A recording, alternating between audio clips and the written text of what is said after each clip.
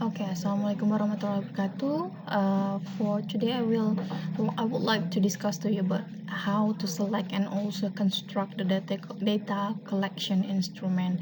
Why this topic is very important to you? Because in chapter 3 there is the data collection method and also data analysis method, so you should know how to get the data that you need for your research, and after that you should know how then to categorize the data that you have already got,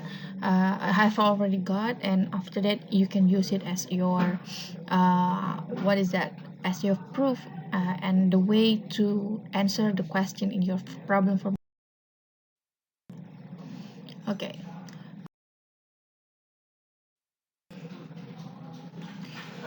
Like I stated before, you have to know the first thing that what you need to know. Yeah. The point is, kalian harus tahu banget apa yang akan kalian lakukan, apa yang menjadi objek penelitian kalian, kemudian apa yang harus kalian list data action yang akan kalian lakukan untuk mendapatkan data-data yang kalian butuhkan. Jadi tidak hanya tahu novelnya, teori juga sangat penting sekali untuk kalian ketahui, karena kedua variabel ini saling berkaitan satu sama lain, di mana objek kajian kalian, novelnya, entah drama atau puisi, itu menjadi apelnya kalian yang akan dikupas. Teori itu menjadi pisau analisisnya, dan cara kalian untuk mengupas menggunakan pisau itu adalah metodenya. Ya, jadi dalam suatu penelitian itu ibaratkan ada objek kajian nih, entah itu drama, entah itu novel, puisi, ya, atau movie, itu ibaratkan sebuah apel. Kemudian kalian mau bahas si apel ini bentuk rupanya bagaimana di dalam, itu otomatis kalian butuh pisau.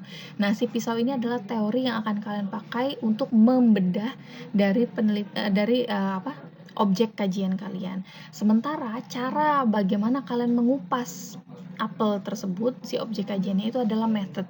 Nah, what you need to know di sini adalah kalian harus tahu benar variabel-variabel yang akan kalian gunakan, langkah kerja apa yang akan kalian pakai pada saat kalian mau menjawab pertanyaan yang sudah kalian formulasikan di bagian research problem, begitu ya. Kemudian pastikan juga kalian ada resources dan time available. Kalian sudah punya target nanti akan selesai berapa lama penelitian kalian.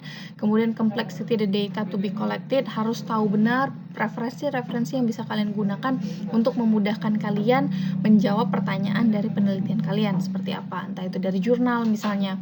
Jadi misal ada penelitian yang sama seperti penelitian kalian, cuma berbeda objek kajiannya, atau objek kajiannya sama tapi dia menggunakan pisau analisis yang berbeda atau teori yang berbeda, begitu.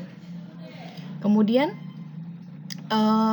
frequency of data collection, kalian bisa lihat nanti seberapa jauh atau seberapa banyak isu-isu yang akan kalian kaji, yang kalian kupas itu di dalam novel itu, ada berapa banyak bisa kalian temukan. Nah,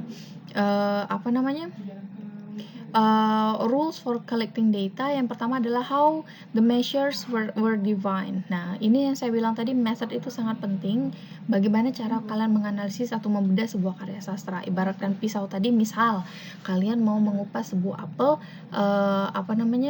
apakah kalian akan mengupas secara spiral atau dari atas ke bawah ke atas, atau mau zigzag atau bagaimana. Nah, itulah gunanya dari method. Ya, jadi tahu merancang bagaimana sebuah penelitian itu bisa kita lakukan. Pertanyaan di dalam penelitian itu bisa kita jawab ya melalui metode. Caranya bagaimana sih kita biar bisa menjawab pertanyaan dalam penelitian kita. Nah, kemudian how the data were collected and cleaned.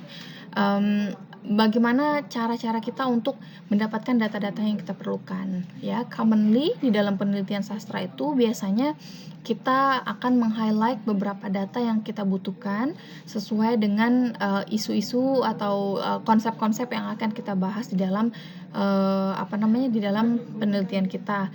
Kalau seandainya kalian ngobrolin misalnya tentang patriarki, berarti yang akan kalian highlight itu hanya poin dari patriarkinya, entah itu berkaitan dengan penyebab atau bentuk patriarki itu atau impactnya terhadap karakter-karakter yang ada di dalam novel. Nah, itu bisa jadi. Atau misalnya kalian mengambil dari perspektif teori reader response, bagaimana ternyata karya ini bisa berpengaruh besar terhadap orang kebanyakan sebagai pembaca dari karya sastra ini. Nah, kalian jadi sudah bisa meng-highlight data-data yang memang benar kalian butuhkan, sementara data-data yang tidak berkenaan atau tidak berkaitan dengan penelitian kalian itu bisa kalian kesampingkan. Ya, dan datanya otomatis.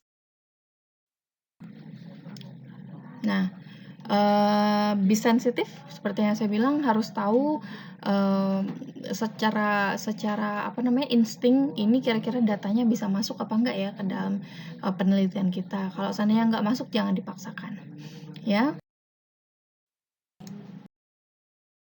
Langsung.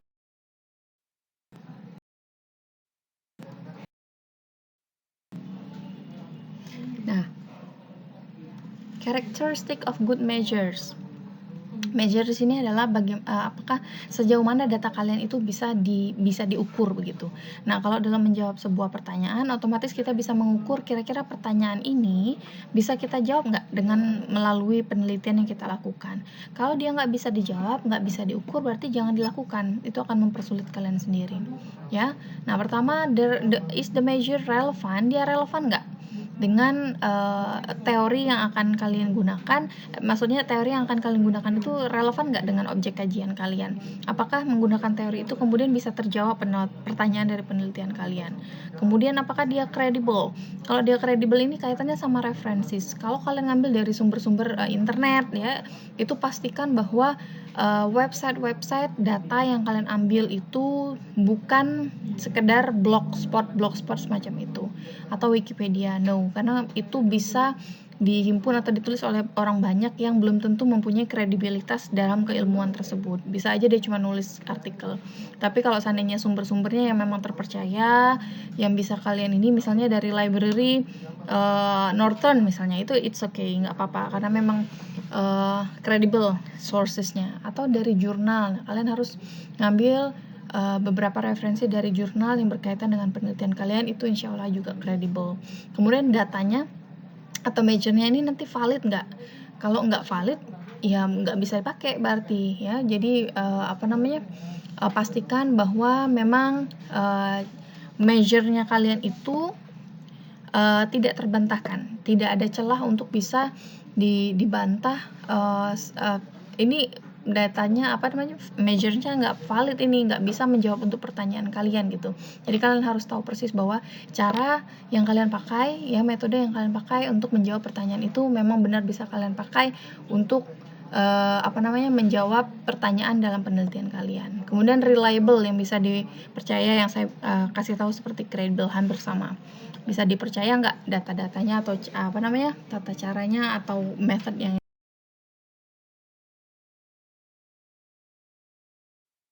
Nah, ini relevance.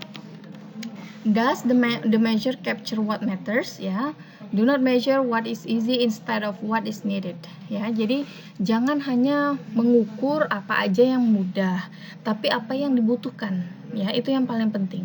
Jangan mentang-mentang terasa, oh ini kayaknya lebih mudah yang ini deh Miss daripada yang ini agak beribet kalau saya masukin yang ini datanya atau metodenya saya pakai yang ini, nanti saya akan kesulitan Miss. No, tapi kalian kalian proyeksikan bahwa ternyata untuk menjawab pertanyaan kalian, measurement-nya ini yang ini Miss, yang memang dibutuhkan.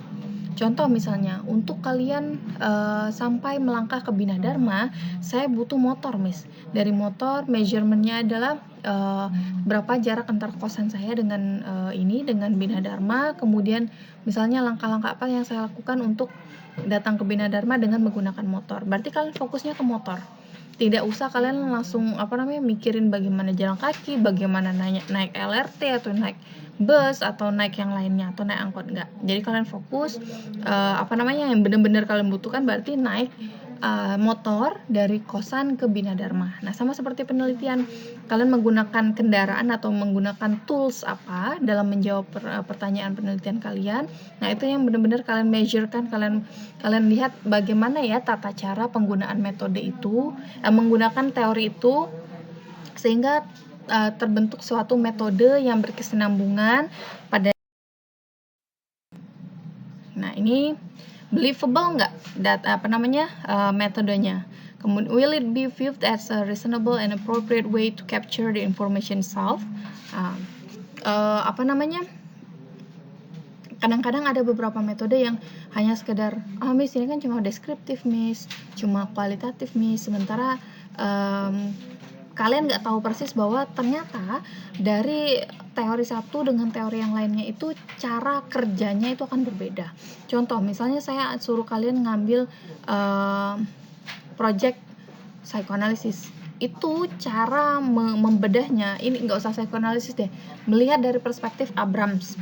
Kan ada 4 perspektif kan, yang pertama objektif, ada mimetik, ada pragmatik, dan juga ada ekspresif. Nah, kalau kalian mengambil misalnya objektif, karya sastranya kalian bedah, kemudian kalian lepaskan dari faktor eksternal dari karya sastra tersebut atau dari teksnya, cara kerjanya itu akan sangat berbeda sekali dengan apabila kalian mengambil mimetik. Kalau mimetik itu kan semesta, kejadian yang ada di sekitarnya pada saat karya sastra itu ditulis. Jadi otomatis kalian akan melihat sejarah, kalian akan melihat sosial budaya pada zaman itu begitu. Kemudian kalian cocokkan ke dalam teks karya sastra. Sementara kalau teks aja yang kalian bahas, otomatis kalian akan fokus pada kata per kata yang ada di dalam penelitian tersebut. Nah, validity, how well does the measure capture what is supposed to? Ya, jadi apakah metode yang kalian pakai tersebut seberapa jauh sih dia bisa valid, seberapa jauh sih dia bisa menjawab pertanyaan kalian. Kalau seandainya kalian menggunakan perspektif atau pendekatan mimetik, tapi kalian jawab menggunakan pendekatan objektif, itu nggak akan nyambung sama sekali. Ya, jadi kalian harus tahu pasti teori ini metodenya atau pendekatannya enaknya pakai yang mana ya gitu. Kalau kalian pakai teori reader response, otomatis kalian nggak bisa dong bahas dari ekspresif dari pengarangnya, tapi harus menggunakan pendekatan pragmatik. Nah, pendekatan bagaimana karya sastra tersebut mempengaruhi pembaca, dan pembaca juga mempengaruhi kehadiran karya sastra tersebut.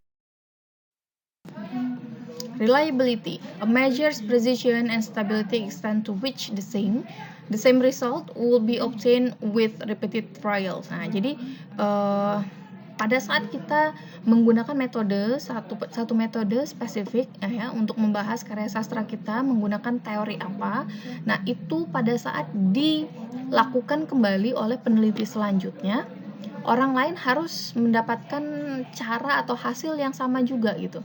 Misal contohnya sudah sampai kesimpulan nih 1 tambah 1 sama dengan 2, mau itu dibawa ke Indonesia, ke Eropa, ke Arab, ke Amerika, di mana-mana 1 tambah 1 sama dengan 2. Jadi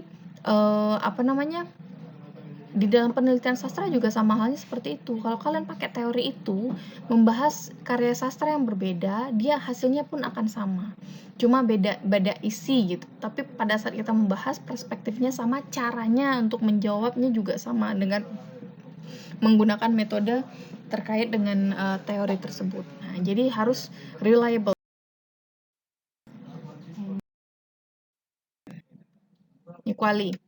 Qualitative approach ya, data that deals with description, seperti yang saya bilang, yang di highlight itu adalah dialect, narrative, and also description in the novel, movie.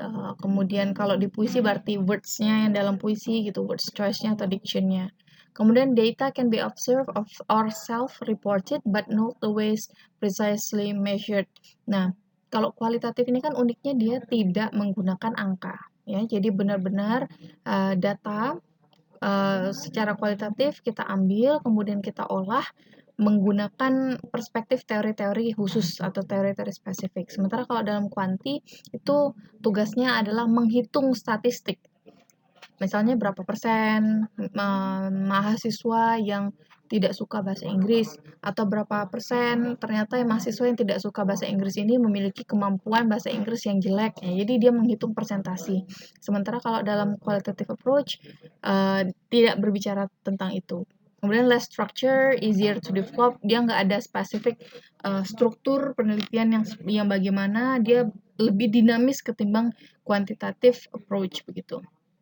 Can provide rich data, detailed and widely applicable ya. Jadi datanya itu akan rich, akan kaya, sesuai dengan sensitivitas yang saya bilang tadi di awal. Sensitivitas kalian sebagai seorang peneliti.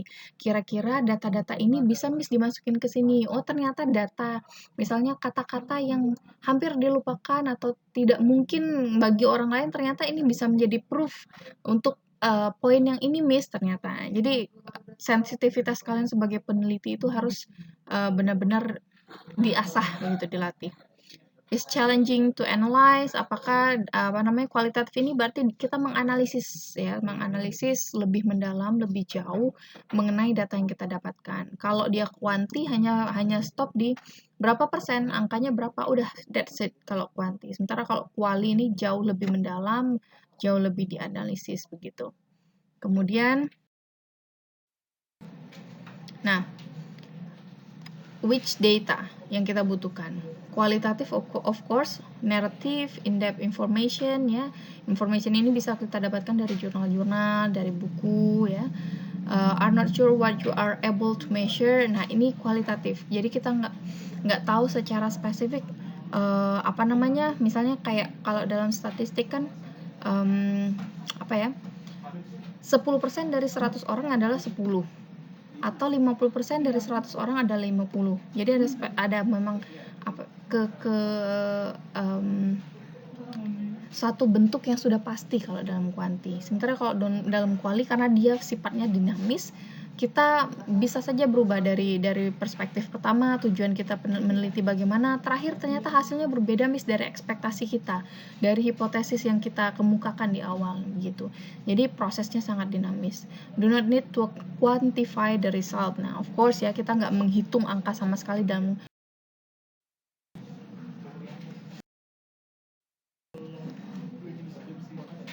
how to decide on data collection approach. Pertama, choice depends on the situation. Kalau situation di sini lebih ke data-data yang kita butuhkan. Misal dalam penelitian kalian ada 2 problem formulation.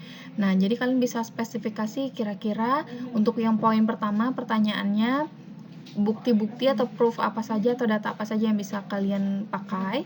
Kemudian poin yang kedua, pertanyaan kalian kira-kira mana saja yang bisa dipakai begitu. Jadi tergantung daripada kebutuhan kalian. Each technique is more appropriate in some situation than others. Nah, secara spesifik nanti data-data yang kalian gunakan juga sesuai dengan ini tadi, hanya sesuai dengan keadaan atau situasi atau poin dalam pertanyaan kalian di dalam sebuah penelitian begitu.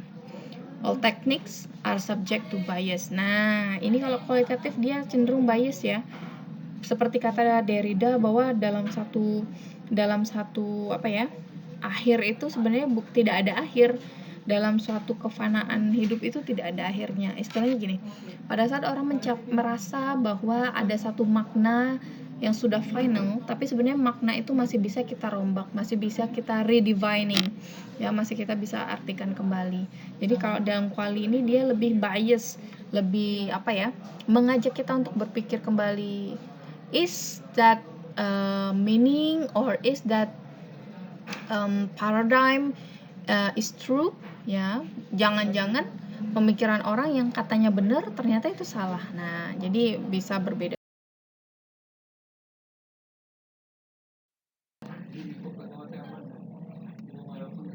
Nah, kalau data collection tools, kita nggak pakai yang judgment atau nggak pakai questionnaire atau nggak pakai interview sheet gitu kan. Kita hanya pakai bukunya aja, novelnya aja, sekaligus merangkap referensi-referensi dari jurnal, dari buku, dari koran gitu, atau dari news, atau dari sumber-sumber misalnya kayak YouTube gitu ya, itu bisa kalian pakai. Kalau kalian mau menggunakan misalnya instrumen atau kuesioner itu lebih ke reader respond gitu, karena kita akan melihat bagaimana pembaca dari satu karya sastra itu akan bisa merespon kehadiran dari si karya sastra. Nah, ini udah